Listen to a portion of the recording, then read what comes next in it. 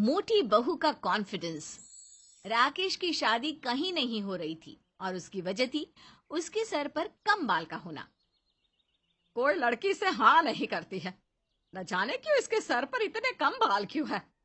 अरे माँ, मैं तो कहता हूँ नकली बाल लगा लेता हूँ, क्या कहती हो? तभी पड़ोसन आ जाती है। अरे राकेश की माँ क्यों परेशान हो रही हैं? मैं हूं ना, मैं लेकर आई हूँ रिश्ता राकेश का। लड़की देखने चलना है शाम को, ठीक है? कहाँ काकी, कहाँ जाना है? चिंता ना करो, इस बार तो तेरा ब्याह करके ही दम लूंगी मैं। अरे चाची, ऐसी कोई बात नहीं है, हर किसी को हीरो चाहिए। अब हम ठहरे कम बाल वाले, थोड़े से टकले। खैर कोई ना, माँ देख लेना लड़की तुम। क्यों राकेश, तू नहीं चलेगा? नहीं काकी, शाम को एक मीटिंग है तो वहां जाना जरूरी है। सारी बात हो जाती है। माँ और काकी शाम को लड़की देखने जाते हैं। लेकिन ये क्या, लड़की तो थोड़ी सी मोटी है। ये रही मेरे राकेश की फोटो। ये बोलकर वो लड़की की ओर देखती है। चेहरा तो प्यारा लगता है, लेकिन शरीर पर माँ कुछ नहीं बोलती। वो जानती है कि पिछले कई रिश्ते राकेश के कम बाल की वजह से नहीं बन पा रहे थे। लड़की की माँ फोटो देखती है, उसे शायद लड़का कम पसंद आता है। वो पिता को फोटो दे देती है। अरे मुझे क्यों दे रही हो, शादी कविता को करनी है, वो देखे उसे कैसा लग रहा है लड़का। कविता फोटो देखती है, मुस्कुराती है और फिर राकेश की माँ को दे देती है। मैं आपको ठीक लगी आंटी? आपको मुझसे कुछ पूछना हो तो पूछ लीजिए। अरे नहीं नहीं बेटी, मुझे कुछ नहीं पूछना। बाकी राकेश के बारे में तुम कुछ जानना चाहती हो तो? नहीं, मुझे माँ ने और काकी ने सारी बात बता दी है। मुझे रिश्ता पसंद है। राकेश की माँ को भी कविता की बातें अच्छी लगती है और वो वहीं शगुन देकर कविता की फोटो लेकर घर आ जाती है।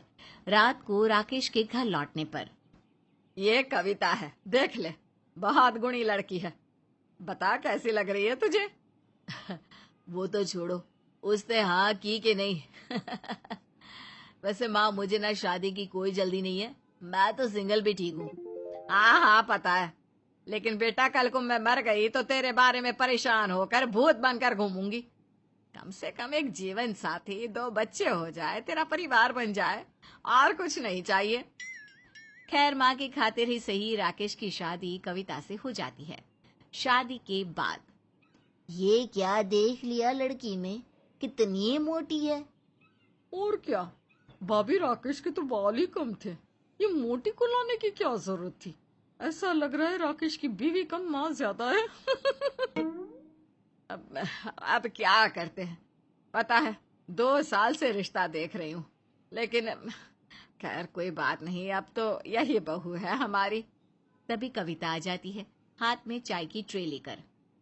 अरे बुआ जी है ना आप राकेश की? कल राकेश बता रहे थे आपके बारे में। सुना पढ़ाई का बड़ा शौक था आपको, फिर क्या हुआ जो आपने पढ़ाई पूरी नहीं की?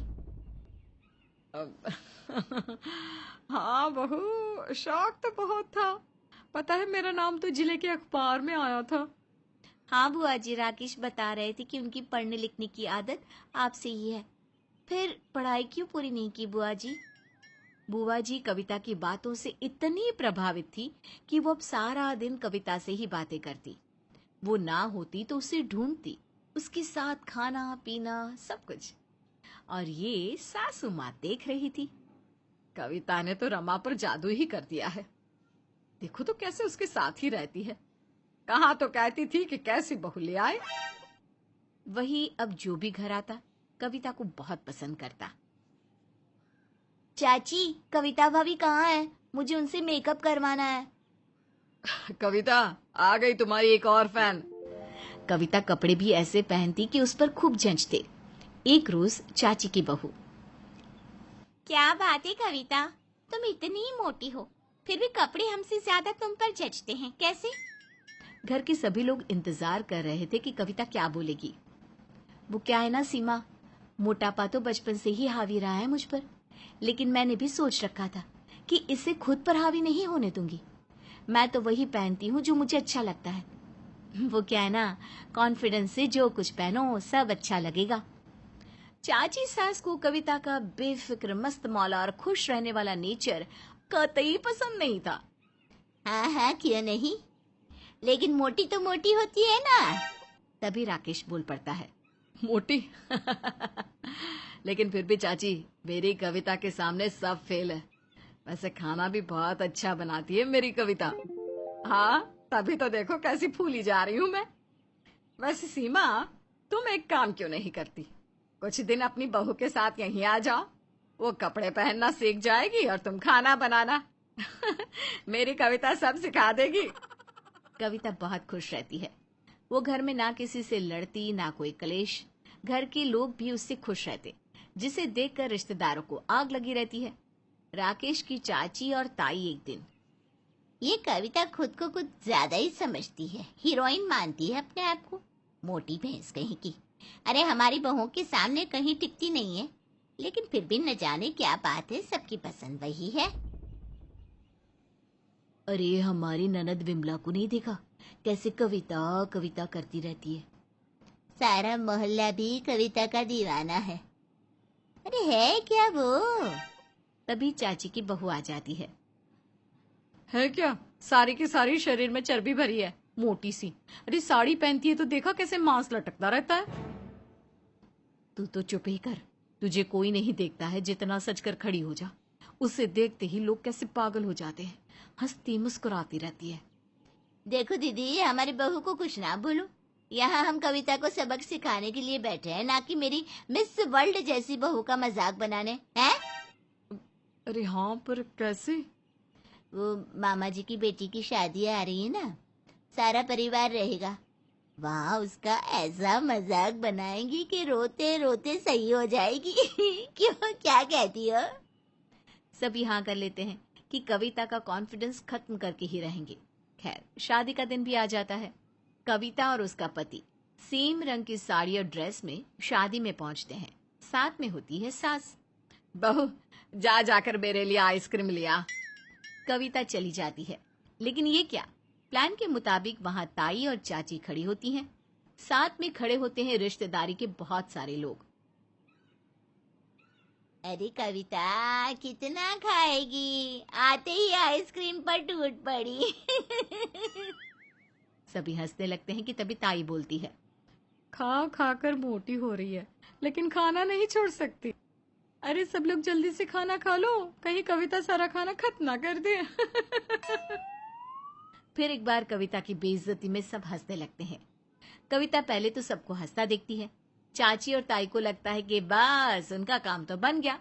कविता को बेइज्जती फील हो रही है और वो अब कभी कॉन्फिडेंस नहीं दिखा पाएगी कि तभी कविता वो भी जोर जोर से हंसने लगती है।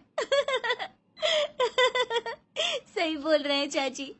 वो क्या है ना, बचपन से ही मैं जहाँ जाती हूँ, मैं ही लोगों को पहले से बोल देती हूँ, भैया खाना खा लो। नहीं तो मैं खा लूंगी सारा खाना। तभी मामी आ जाती है, जिनकी बेटी की शादी होती है। अरे कविता, खा ले, तेरे लिए तो मैं और बनवा दूं।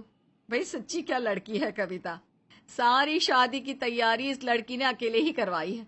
अरे ये लड़की ऐसी है कि क्या कहे, मोटापा ही इसकी खूबसूरती है, वरना सूखी सूखी लड़कियां कहाँ भाती है।